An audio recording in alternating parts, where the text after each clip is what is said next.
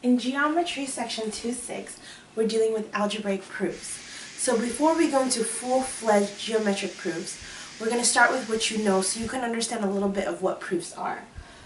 Before we go into proofs, we need to, if you remember from the last section, we had the two-column proofs, and the left side had, your left side has the statements, and then on the other side was your reasoning. So you're just going to have a whole collection of reasoning statements that you can put on the reasoning column. So the first one is pretty simple and straightforward. It means the term is reflexive property, and basically it's the identity property.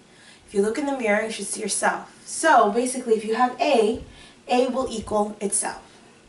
The symmetric property basically says that when you have an equal sign, both sides are interchangeable. So if I have A equals B, then I can also say B equals A.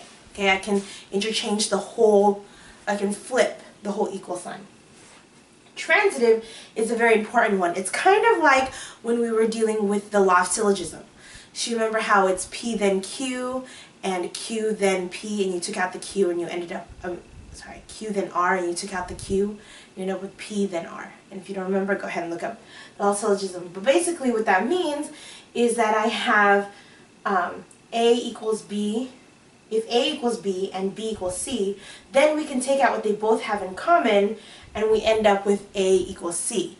So if we have like Edwin is the same height as Enoch, who is the same height as Travis, right? So let's say Edwin and Enoch have the same height, and Enoch and Travis have the same height, then we can come to the conclusion that Edwin and Travis, because they both are the same height as Enoch, that they're the same height as each other. And that's a very important one. Transitive, we're going to be using that a lot, so please keep that in mind. So basically you take out what they have in common, and then you end up with A equals C. Now the plus minus multiplication and division, it's all here that's written down, but basically what it's saying is when you have an equation with an equal sign, whatever you do on one side, you have to do on the other. And when you do the same thing on both sides, then they're equal. So that means if I have, for example, I say that A equals B. Well, if I plus C to both sides, then they're still equal, because I plus the same thing to both sides, keeping the equation balanced. And that's the same thing with subtraction, multiplication, and division. Another thing is substitution. So if I say A equals B, then they are interchangeable. So if I have two things that are common, so let's say that I'm using Enoch's height. Well, if Enoch and Edwin have the same height, then I can use Edwin's height as interchangeable with Enoch's height. I don't know why I keep using those boys. Sorry, boys. You pop in my head. Next thing is distributive. Distributive is basically A. If you have A in parentheses, B plus C, that thing outside of the parentheses, what we're going to do is distribute. So I'm going to take A and share it to B, so I end up with AB. And I also have to share it to C, and I end up with AC. And these are just some properties, and the blue is actually, these are our explanations, but the blue is what we're going to be using in the reasoning column when we're solving. So go ahead and write this down, and don't forget your vocabulary as well, and we're going to go into the examples.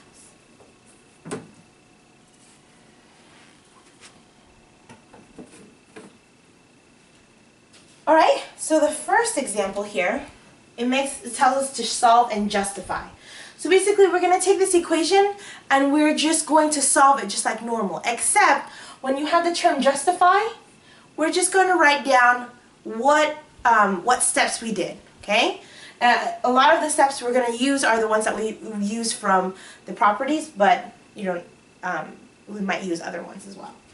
So let's start off with this one. If we're just solving this problem, what would our first step be? Well, according to the order of operations, because there's no powers, we're going to take this in front and we're going to share it. What is this called again? It's called distributive. So we end up with 2 times 5, which is 10. 2 times negative 3a gives us negative 6a. Now don't forget to take this negative right here, okay, with the whole thing. So negative 4 times a gives us negative 4a. Okay, and negative 4 times 7 gives us negative 28 equals 92. Right? the question is, what did I do to get from here to here? I distributed. So my reasoning, let's put it in parentheses, is distributive property.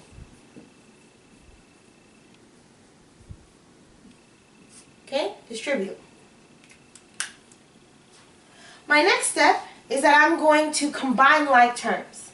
Before I bring it to the other side, I'm going to combine 10 and negative 28, okay, which would give us negative 18. And negative 6 minus negative 6a minus 4a is negative 10a, right? Which would equals 92. What did I do here? That's the question. Well, when I'm combining like terms, basically I'm taking two things and I'm replacing them.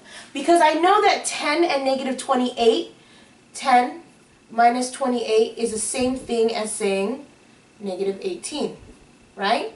So what I did is I basically took this whole phrase, this and this, and I replaced it with negative 18. Another term for replacing is, if you look, substitution.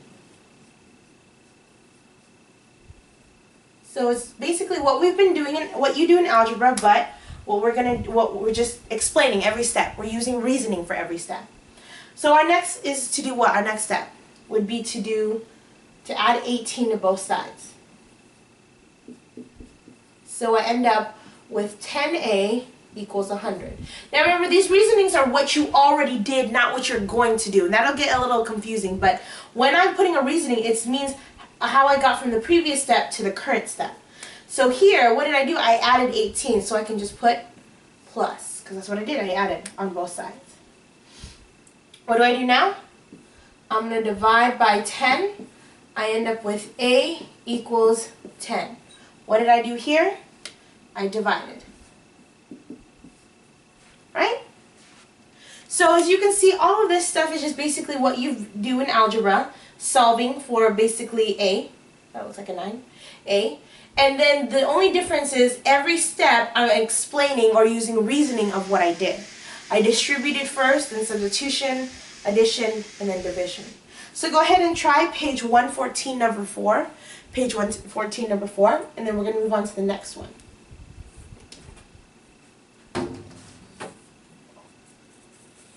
Whoop! Ah, sorry.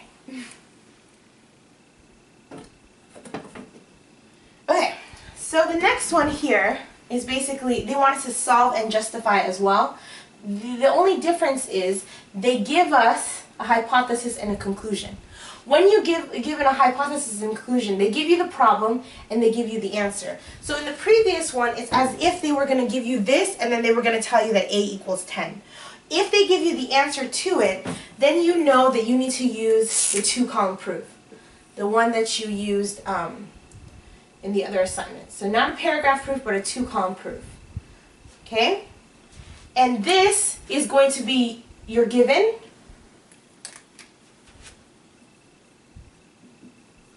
And this is going to be your proof. So I'm going to go here, and I always start, always start with what? I always start with my given. So my very first step is to say 7d plus 3 over 4 equals 6. This is, my reasoning is that they give it to me. I always start with my given. And I'm going to keep going until the equation looks like this. So that's how I know when to stop. I'm going to keep going until I end up with d equals 3. So they give me, again, the problem and the answer, but the whole process of how to get from one to another is the actual answering the problem. So what you need to make sure to do is it was similar to what we did last time. We're going to give reasoning for each step, but this time we need to make sure that it's d equals 3. Okay? So our first step is to do what? We're going to take this and we're going to multiply, because we want to get rid of this fraction, both sides by 4. I end up, my step 2, this 4 and this 4 cancel out. I end up with 7d plus 3, and 6 times 4 is 24. Now what did I do here? I multiplied. So I just do the multiplication sign. See, it's very similar to what I did last time, except I'm just putting it into 2 columns. Right, what's my next step? My next step is to subtract 3 from both sides, I end up with 7D equals 21. What did I do here? I subtracted. Okay? My final one is to divide 7 on both sides. I end up here with these canceling out. D equals 3. What did I do here? I divide. So a few more reminders. The reasoning is what I did to get there, not what I'm going to do. Because a lot of people will look at here, oh, well, I'm dividing here, so this should be division. No. These reasonings are what I did to get to my current one. So in order to get to D equals 3, I had to divide, and so that's why my reasoning for step 4 is division. Okay, and I keep going again to D equals 3. Sometimes they'll give you questions like, prove that 7D equals 21. Then I would stop here and not go all the way to solve it. So whatever they have on the proven statement is where I want to go.